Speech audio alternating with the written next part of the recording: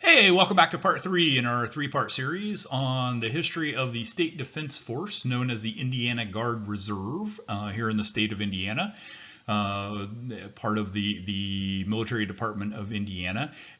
In this segment, we're going to talk about the modern Indiana Guard Reserve, which is the modern version of the State Defense Force. If you didn't watch the first two parts about the early origins and the split between the National Guard and the State Guard, be sure to go back and watch those first two before you watch this so that this makes a little bit more sense, and we'll go with it from there. But let's get started on this section. So I realize I've thrown a ton of names that all sound really weird here, so I'm going to give you a quick timeline just to sort of understand what we're talking about up to 1961. So for 100 years, 1861 to 1961, you get the Indiana Legion that kind of starts this off during the Civil War, 1861 through 1895. That gets followed by the Indiana State Guard, which is both the State Guard and the National Guard, from 1895 through 1910. And then you get that split where the National Guard gets kind of prompted by the Army and gets budget and funding, and then the State Guard units. You get this Liberty Guard, which is really a social organization, but like is trying to at times get tasked with things that are State Guard related. Then you get the Indiana Civil Defense Force, the second attempt at the Indiana Civil Defense Force. Then you get the Indiana State Guard during World War II, the Indiana Internal Security Corps in 1954, the Indiana State Guard Reserve in 57, and then finally in 1961, you get the Indiana Guard Reserve. And that is really the birth of the IGR as we know it today from 1961 forward. And that's what we're going to talk about in the next segment. So with the changes that happen in federal law and in Congress and with the tag and the governor and everything else, they finally hit on a formula that kind of keeps the State Guard organized, and it's the Indiana Guard Reserve. In 1961, when the IGR gets created, formally, you can see, it was a big deal, ran in the headlines of the Indianapolis Star. Vets and retired officers are going to form their own brigade, and the IGR takes off from there. So initially, when the IGR is created, it's just a cadre unit. There's only 500 officers. There's no enlisted. So folks that had been senior enlisted during World War II are actually given officer commissions and become officers. So you have both experienced officers and senior enlisted folks who become officers. But initially, it's just prior service people that are involved in the Indiana Guard Reserve. In 1969, the IGR gets its first mission. It's given possession of the armory of Delta Company, 151st Infantry. They were the only National Guard unit that was called up and deployed as a unit during Vietnam. And that's the only true armory management mission the IGR has had. And so, although a lot of people know the history of the IGR, spent a lot of time planning for these armory management missions, this is the only time that they actually had one. A lot of the recruiting for the IGR during this time was done at the state fair. And so they would try and recruit veterans and these prior service folks into it. But that state fair mission ended in 1973, although they would later return. But through 73, they did a lot of recruiting at the state fair. Now, keep in mind, again, this is primarily a cadre of officers. There's not enlisted folks, and they're almost all prior service. And the 70s would see a big change in that happens. But before we get to that and those changes that happen with the IGR, I want to talk about who are some of the people that made up the IGR during this time. And Major General Jesse McIntosh, I think, is one of my favorite sort of stories from this time. So he had actually joined the Army during World War I at the age of 17. And he left the Army in 23 and went to the Indiana National Guard. And he would continue to serve in the Indiana National Guard through World War II. And so in World War II, he's commander of the 152nd Infantry.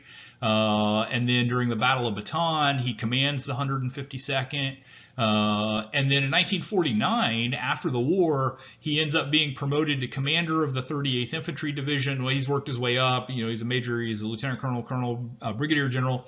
49, he becomes commander of the 38th Infantry Division. So he's a major general. He retires with 33 years of federal service from doing that. And then in 1961, he helped organize a battalion of the IGR and was appointed the commander at the rank of colonel. So he goes from being a major general back to being a colonel so that he can participate in the IGR activities, because he helped organize this battalion after he retired. Well, he stays in the IGR, he becomes the deputy IGR commander, and then eventually he becomes the IGR commander. So for the second time, he's promoted to major general. And in 1965, he becomes commander of the IGR. He eventually retires in 1977 with 60 years of military service. Between the National Guard, the Army, and the State Guard, the IGR, he has 60 years of military service. So I mentioned that some things change for the IGR in the 70s. Really, it sort of starts in the 60s. I haven't found a for sure date, but somewhere in the 60s, they start allowing enlisted soldiers to come in and stay enlisted. So you got these prior service folks that are starting to come in and serve in their prior enlisted roles. And with their prior enlisted ranks. You also start to get non-prior service folks that are joining in the 60s and 70s. And again, I don't have a real solid date for when that happened, but you can see it in the records and you can see those things start to happen. The 1970s were tough times for State Guard units across the U.S. In the 1960s, many had turned against the National Guard and the State Guard for those law enforcement missions. So if you think about some of the tragedies that happened during this time, the civil rights issues, the shootings at Kent State, there's a real kind of bad taste that comes from the military getting tasked with these law enforcement missions, because it's not really what they're trained to do, particularly the National Guard. They're not trained to do these law enforcement missions at this point in time, and so they're not given them anymore, and you start seeing more state police forces and things that are coming up. The National Guard never deployed to Vietnam, but that really didn't help. National Guard recruiting was hurting during this time. And the end of the draft really sees the drop in popularity of the military leads to the end of the draft and so many other things. And so, the IGR is really hurting in the late 60s into the 70s. And so they start looking for ways to broaden their role and diversify. And this is where the enlisted folks, the non-prior service folks start to come in. And we'll also see growth of other types of groups, including the inclusion of women.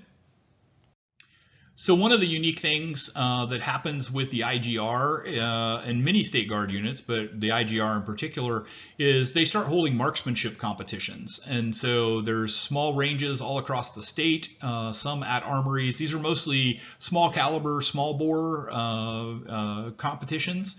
The TAG and the Army Board actually support an IGR rifle and pistol team that goes and competes at nationals and all sorts of other events. They compete at the National Rifle Match at Camp Perry.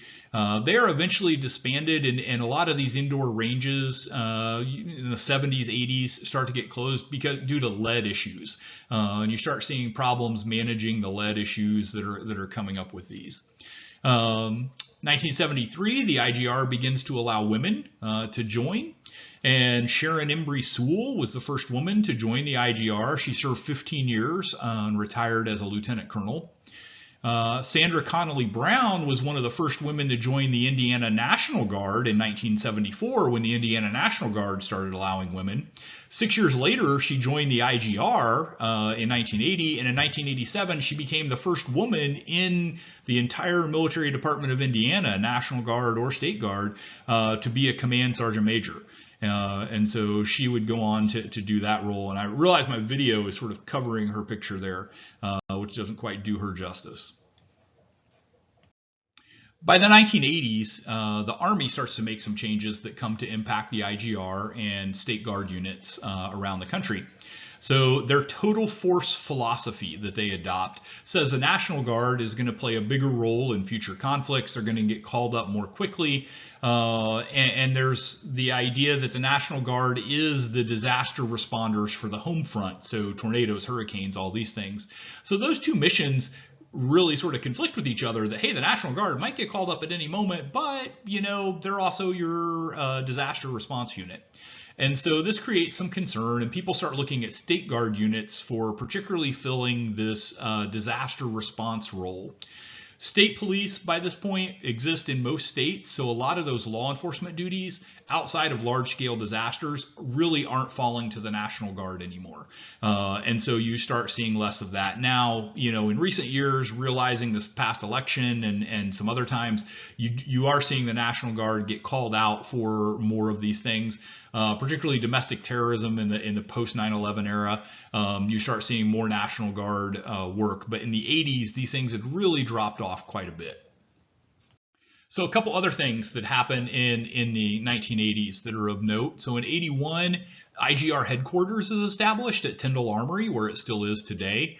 And so that becomes a big piece of it. In 1983, the IGR only had 175 members across the entire state. So again, that challenge of the 60s and 70s and what was happening becomes a problem. And so the IGR really starts recruiting and working hard. They start adding Saturday drills. Prior to this, they drilled 2 weeknights per month. Instead, they start adding a 1-day Saturday drill once per quarter. This was a change the National Guard had made about 10 years before this.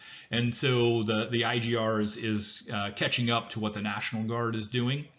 It was actually almost 2000 or so before this Saturday drill becomes the normal pattern that we know today. When I first joined the IGR 8 years ago, I was talking to there were still members that remembered drilling on Thursday nights, and so this is something that has really been something in the last 20 years that's come about. By 1990, the IGR had 600 members. They were having 400 people at their annual training exercises. So you see this real growth in the 1980s that comes about. One of the people responsible for that growth was Command Sergeant Major Robert Newkirk. In 1980, he gets appointed the Sergeant Major of the IGR. He had retired from 34 years in the Indiana National Guard, and so he does a lot to change the culture, particularly for enlisted members of the IGR. He would serve the IGR as Command Sergeant Major from 1980 to 1992. He served under 4 commanding generals during that time. His probably most lasting legacy, besides this culture change, was that he created the ceremonial unit. And so the unit that does the funerals and the flag raisings and all the other things that is part of the Military Department of Indiana ceremonial unit, he was the person largely responsible for creation of that.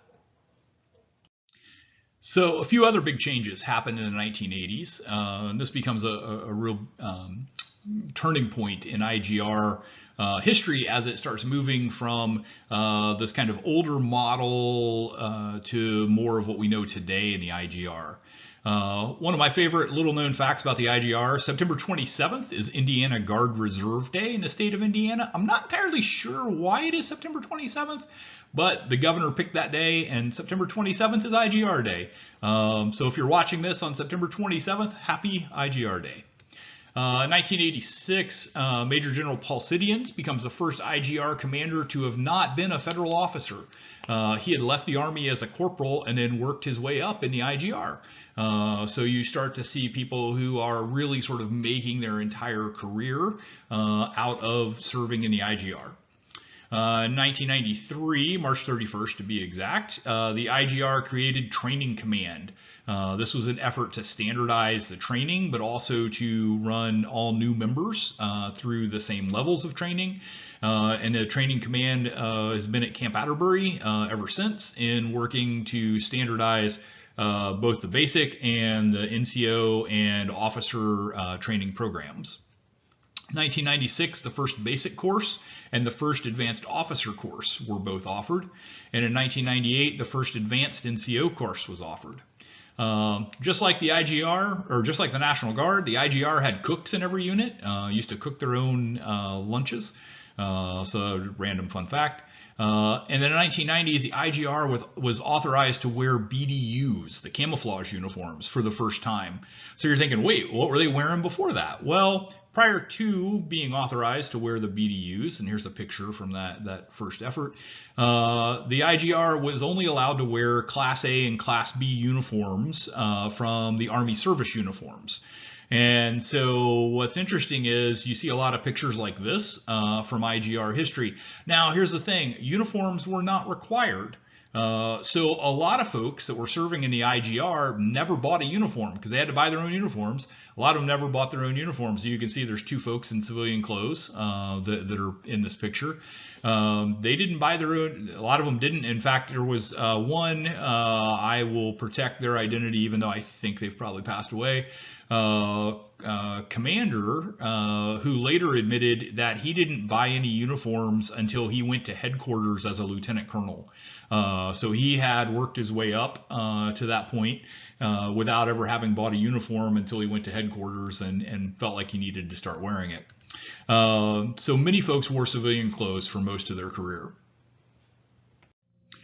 So a lot of things that we would know as the modern IGR kind of come about in the 90s, but there's also a few things that happened that aren't things that are popularly known within the IGR. So I'm going to share a few of those. So first off, both houses of the state legislature approved a budget that included paying IGR members for drill and training. The governor vetoed it, but it was the closest that the IGR came to getting paid for training. 89 through 93, the IGR actually ran the state fair. They managed the operations center and all the major activities. This wasn't like when they were there in the 70s and doing recruiting. They were actually running the state fair. They would eventually get replaced by the Indiana State Troopers, who now handle a lot of those, as well as operations people that the state fair has hired on their own. The 1980s, the IGR had an air wing. This really came to fruition in the 90s. That's why I've got it in this section. They were the Indiana Air Guard Reserve. They wore Air Force uniforms, and the Air Force recognized them as the first State Defense Force Air Wing. Their primary mission was the State and Regional Disaster Airlift Plan, which was a coordination between the Air Force and the Air National Guard and the Army National Guard to get supplies and things moved around during disasters. It was dissolved in 97 when the State and Regional Disaster Airlift Plan was dissolved. In 95, the IGR was tasked with creating a community support command to oversee civil support missions. These are most of the missions the IGR does today. These are the disaster response missions. These are the supporting large operations, the mini marathon and things like that the IGR does today. They created a command just to do those things. That command would later get dissolved, and we have a support command today, but it's a different kind of support command because these civil support missions became the primary mission of the IGR. In 95, they also created a band. So the 76th Army Band at Fort Harrison was deactivated, which led the 38th Infantry Division Band to being overwhelmed with requests. So the IGR went out and recruited retired members of the 38th ID Band and the 76th Army Band, as well as some other local bands, and they created a band that toured around the state and filled many of these missions that were needed. So if you're new to the IGR, or this is the first you're hearing about the IGR, some of the more recent missions that they've done that you may find interesting, but I'm also putting in here to record for the historical purposes. So in 2006, they've provided security for the vice president. The vice president did a visit to Camp Atterbury, and they provided security during that. That's the only time that you can say they had a federal mission that they were doing of some sort that was kind of a true federal mission. 2008, they were activated to provide security to the Columbus Regional Hospital after it flooded. 2008 through 2013, this is again a little bit of a federal mission, although it was run through the state. They supported mobilizing troops and civilians at Camp Atterbury that were going into Operation Iraqi Freedom and Operation Enduring Freedom. So they were helping process people through Camp Atterbury. It was a support mission for Camp Atterbury, but it was part of the larger federal effort.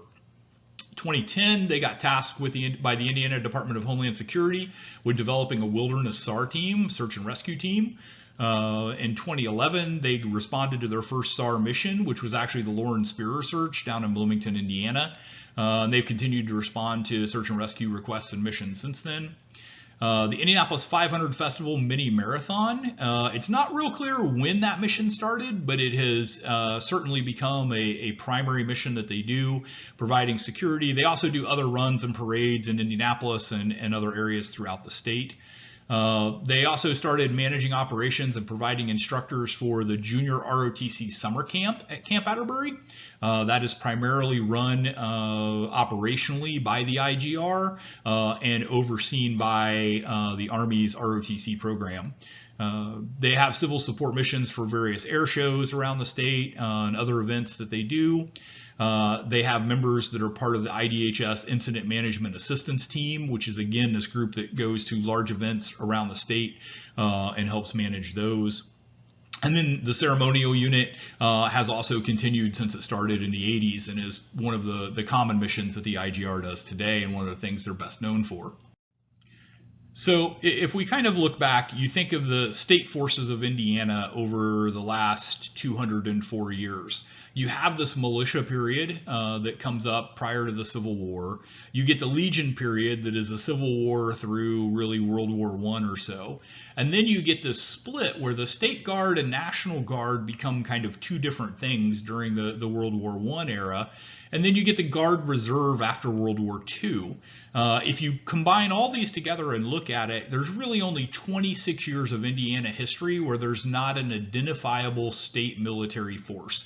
Now, it looked different at different times, and sometimes it was kind of waning and it was fairly small and it was struggling. But throughout Indiana's history, there's really only 26 years that there is not a state military force that is a predecessor of the IGR. I included this slide with some references if you want to read more, if you want a history nerd on this. I really highly suggest the Stintaford book, The American Home Guard. That's really a history of state guards across the U.S. That's a good one. The Indiana Legion, a Civil War Militia by Etter is also a pretty solid one. So please feel free to check these out. The Goodson book really focuses on the IGR and the more recent history of the IGR. It was one of my real primary sources for the IGR section of this. But feel free to check these out if you want to learn more. And thanks for watching the video. Thanks for joining us today talking about the Indiana Guard Reserve. If you want to learn more about the current Indiana Guard Reserve and kind of what their current operations are and what they do, you can go to the Adjutant General's website. You can go to in.gov and search, and in the middle of the Adjutant General's page, you'll see the Indiana National Guard, the Indiana Guard Reserve, Hoosier Youth Challenge Academy listed there, so you can learn more about them as an organization. If you have questions, you can always post them in the comments. I'll do my best to get you an answer. I get notified when there's questions, comments posted on our YouTube channel. Otherwise, we'll see you next time when we go through more history.